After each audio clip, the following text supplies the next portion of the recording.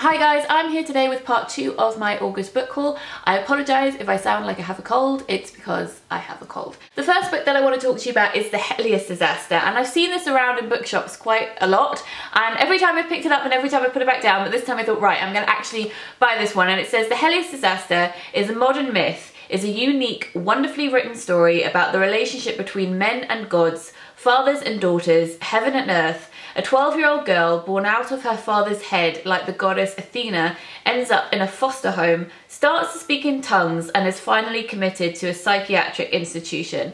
All this time, she dreams of seeing her father again. When they finally find each other, they run away together. Who are the girl and her father? Now, I've heard really mixed reviews about this. It's apparently very odd, as you can tell, but I do like a good myth, legend retelling, and I'm all about weird things, so I'm excited to read this one, and I'll let you know how I get on with it once I read it.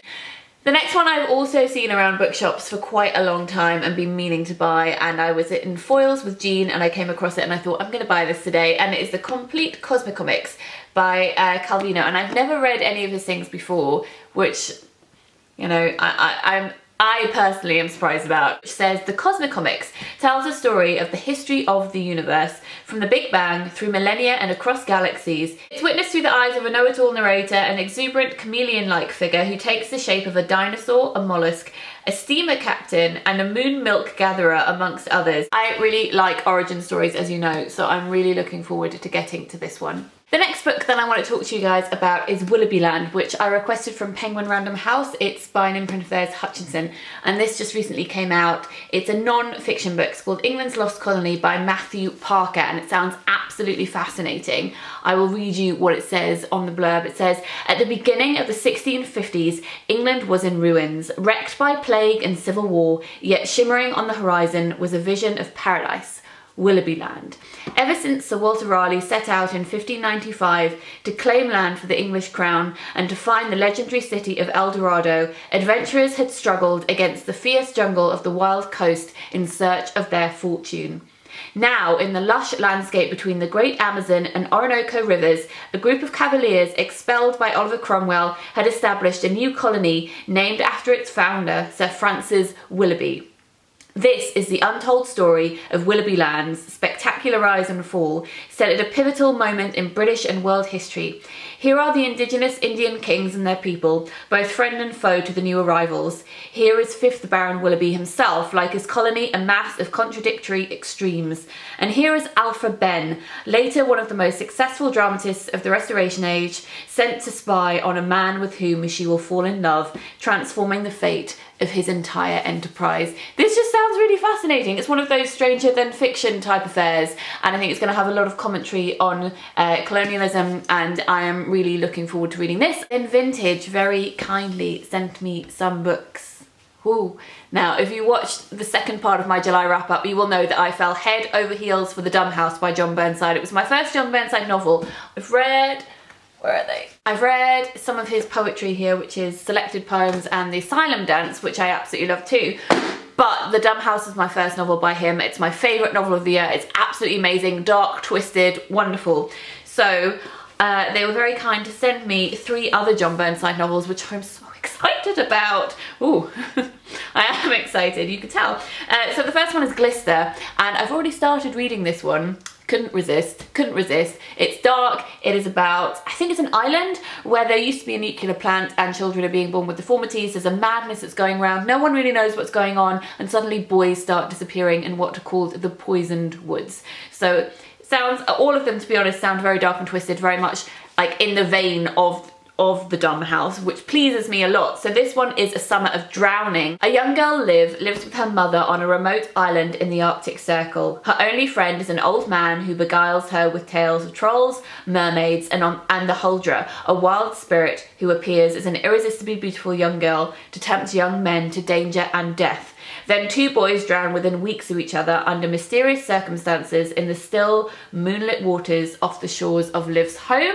And finally, The Devil's Footprints, which says, on a winter's night many years ago, the devil passed through a fishing town of Coldhaven, leaving a trail of dark hoof prints across the snowy streets and roofs of the sleeping town. Michael has lived in Coldhaven all his life, but still feels like an outsider. When Maura Burney decides her husband is the devil, she kills herself and her 2 sons, setting in motion a terrible chain of events. Michael's infatuation with Maura's teenage daughter takes him on a journey where he is forced to face his present and then finally his past. I am so excited about reading all of these, and then I would like to devour some of his short stories and his memoirs as well. Now, alongside the Burnside books, Vintage also sent me a copy of The Gap of Time by Jeanette Winterson, which is one of my most anticipated releases of 2015. It's published by Hogarth Press, it's an imprint of Vintage, and it's the first of their Shakespearean retellings, this being a retelling of A Winter's Tale. So it is a novelisation of the play, and at the beginning it has the original. So at the beginning it has the original, it's not the whole play, it's a summary of the play, so for people who haven't read it, and then after that the modern retelling of it, and I'm so excited to read this. As you know, I adore Jeanette Winterson, I love Shakespearean retellings, I believe Tracy Chevalier is doing another one, and Tyler and a lot of other people. It's going to be a very exciting series. Another book that was on my most anticipated releases of 2015 was Beyond the Pale by Emily Urquhart. So I bought this month as soon as it came out. I've already read it, it's absolutely amazing, and we're talking about it in my August wrap up in a couple of days. It is written by Emily, it's a non-fiction book, it's about her daughter who was born with albinism, and Emily, who is a folklorist herself and a journalist, decides to go and investigate all of the folklore and fairy tales surrounding albinism and the history of the condition too. It takes her all the way across to Africa, where she goes to Tanzania to understand, and well, you can't understand, but to investigate the awful crimes against people who have albinism in that country. It's thought that if you kill a person with albinism and use their body parts in witch doctor type potions, that they can cure all kinds of diseases. There's lots of heinous crimes that go on to do with that. It's an absolutely amazing book. I've got a very personal connection with it, which I will explain later, but I absolutely love it, and I'll talk about it more in my wrap up. And finally, I would like to talk to you guys about a couple of picture books. I absolutely adore children's picture books, and I would like to make a video about that in the future. I buy a lot of them for my nephew, who is 2.5, but those books aren't here. Obviously they're at his house, which is my sister's house, and that is in Newcastle, so far away from where I am right now. So maybe one time when I go home I can film some of the books that I've bought him and some of the ones I particularly love, but I also sometimes just buy them for myself because they're absolutely beautiful objects and they need to be talked about more, I think. And as you know, if you've been watching this channel for a while, I have written a children's picture book myself, which is currently out on submission with publishers. So I absolutely love the form. And I bought one this month. I was sent 3 from publishers who also know that I love children's picture books. So I'll show you those now. The first one is the one I bought myself, and this is The Fox and the Star by Coralie Bickford Smith. It is absolutely stunning. I would say it's a picture book suitable for both children and adults. It is about an animal called Fox, obviously, and he is guided through the sky, and he is guided around at night by his star that lives in the sky. But one day he wakes up and his star isn't there anymore, and he has to go and try and find it. It's absolutely beautiful and the illustrations are wonderful. I love it a lot.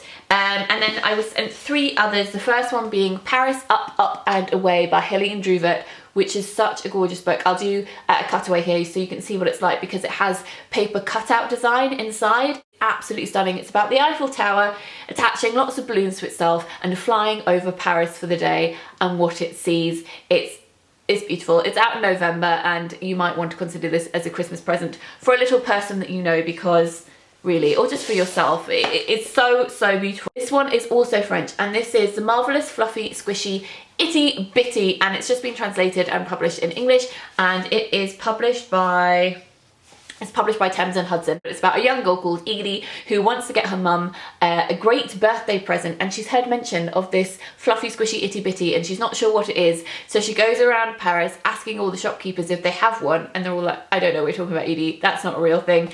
It's really adorable with beautiful illustrations. And then finally, this one I adore, and it's called Pool, and it is published by Chronicle. Now this is a wordless picture book, so for older children or for adults really, and it's about what happens when a shy boy and a shy girl meet each other underneath the water in a really busy swimming pool, and they swim deeper and deeper to get away from the crowds they're scared of, and they come across underwater cities and a whale and fish, and it's really It's just beautiful, and it reminds me of the snowman. It's that kind of illustration without words, and the wordlessness of it is great because it's underwater, so it really fits that, because they can't talk to each other, so they just have to express themselves in different ways. It's beautiful. I kind of fell in love with it a little bit. So those are all the books that I would like to show you today. As always, I will link all of them in the description box down below if you want to go and check them out. Let me know if you've read any of them, or if you are tempted and would like to go out and try and track some of these down. And also let me know if you would like to see that children's picture book video. I will speak to you guys very, very soon. Lots of bookish love. Bye.